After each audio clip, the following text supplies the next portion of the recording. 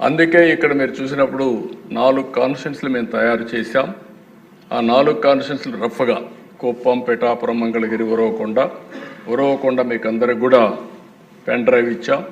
అది చూసుకున్న తర్వాత ఒక నిర్దిష్టమైన టైంలో మేమంతా కూడా మీకు ఆఫీసర్స్ గారు అందరినీ ఇస్తాం.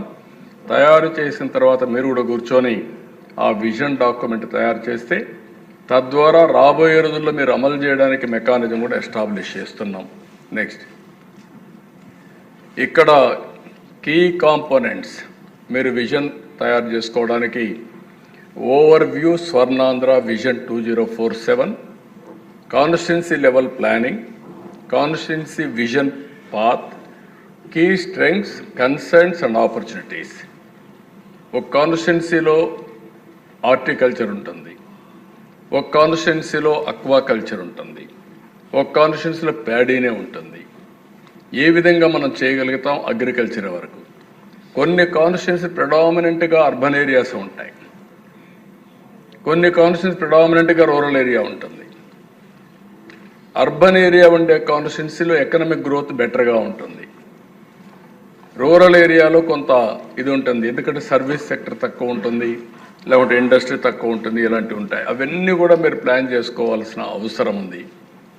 ఇంకో పక్క ఎకనామిక్ విజన్ ప్లాన్ 2047 కాన్స్టిట్యున్సీ తయారు చేయడం, development vision plan, implementation road map 24-29కి తయారు చేయడం, monitoring progress through key performance indicators తయారు చేసుకోవడం. ఇవి తయారు చేయడానికి ఒక ప్రొఫెషనల్ కూడా మీకు ఇస్తాం కాన్స్టిట్యున్సీ లెవెల్లో. రెండోది మీరు కూడా మార్కెటింగ్ కూడా చేయాలి. ప్రీవియస్ గవర్నమెంట్ మరి ఇండస్ట్రియలిస్ట్ తరిమేయడం కాదు, ఇండస్ట్రియలిస్ట్ పట్టుకొచ్చుకునే పరిస్థితి నేర్చుకోవాలి మీరు. ఇది నా ఒక్కడే బాధ్యత కాదు, పరిశ్రమలు తేవడం మీ బాధ్యత కూడా. వచ్చిన వాళ్ళని పనులు చేపిస్తే ఉంటారు, వాళ్ళని కానీ హెరాస్ చేస్తే ఆ కాన్స్టిట్యున్సీకి రారు. ఆ విషయం కూడా మీరు గుర్తుపెట్టుకోవాల్సిన అవసరం ఉంది. కాబట్టి మొత్తం సమన్వయం చేసుకోవాల్సిన అవసరం ఉంది. అగ్రికల్చర్ ఉండాలి, ఉపాధి రావాలంటే ఇండస్ట్రీ రావాలి. ఈ రెండు వస్తే సర్వీస్ సెక్టర్ పెరుగుతుంది. సర్వీస్ సెక్టర్ పెరిగితే ఆర్థిక వెసులుబాటు కానీ, వాళ్ళకి ఆదాయం పెరగడం కానీ, ఉపాధి అవకాశాలు మెండుగా వచ్చే అవకాశాలు ఉంటాయి. ఏ వ్యవస్థ అయినా సరే ఈ 3 సెక్టర్లో ట్రాన్స్ఫర్మేషన్ వస్తుంటుంది.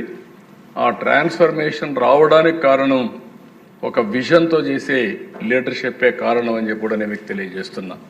నెక్స్ట్ ఇక్కడ మీరు చూస్తే విజన్ ఫర్ ప్రోగ్రెసివ్ కాన్స్టిట్యున్సీ మీకు కానీ ఎవరికైనా సరే, పీపుల్ యాజ్ క్యాపిటల్. అందరం ఆలోచిస్తున్న ఆస్తులు ఉండాలి లేకపోతే ఇంకొకటి ఉండాలని.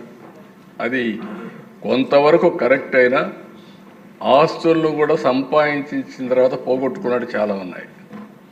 ఆస్తి ముఖ్యం కాదు, మనిషి ఆలోచన ముఖ్యం. People as capital. Other assets additional అసెట్స్గా ఉంటాయి. The true wealth of a constituency is its people. When individuals and families thrive, the entire community flourishes. ఆ ఫిలాసఫీతో మనం ముందుకు పోతున్నాం. ఫేజ్ 1 ఎసెన్షియల్ సర్వీసెస్ కానీ, సోషల్ సెక్యూరిటీ కానీ ప్రతి ఒక్క కుటుంబానికి ఇవ్వాలని. నెంబర్ 2 ఆపర్చునిటీస్ క్రియేట్ చేసి ప్రతి ఒక్క కుటుంబం సెల్ఫ్ రిలయన్స్గా ఉండాలని, ఎకనామిక్ గ్రోత్ రావాలని, ఎన్హాన్స్డ్ క్వాలిటీ ఆఫ్ లైఫ్ ఉండాలనేది మన ఉద్దేశం. అతని జీవన ప్రమాణాలు పెరగాలి. తద్వారా ఆయన ప్రతిరోజు ఒక చేప ఇస్తే చేప ఆపేసిన రోజున ఇంకా ముందుకు పోయే పరిస్థితి ఉండదు. చేపను ఇస్తూనే చేపలు పట్టే విధానాన్ని నేర్పిస్తే ఇంకా సమర్థవంతంగా ముందుకు పోతారనేది ఈ ప్రభుత్వం యొక్క విధానం.